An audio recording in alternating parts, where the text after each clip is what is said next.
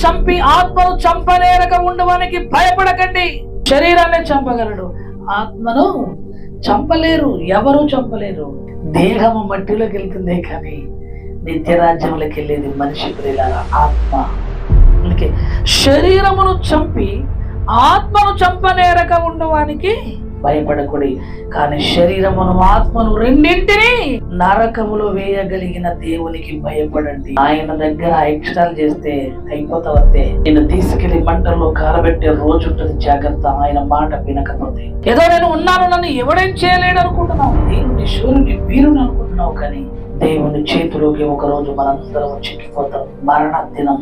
ఆ రోజున నీ క్రియలను బట్టి, నీ బ్రతుకును బట్టి, నీ పనిని బట్టి, నువ్వు చేసిన పనులను బట్టి, క్రియలను బట్టి నీకు తీర్పు తీర్చబడుతుంది. నిత్యాగ్ని గుండంలోకి వెళ్ళే భయంకరమైన శిక్షలోకి వెళ్ళే స్థితి ఎవరికి రావకూడదు.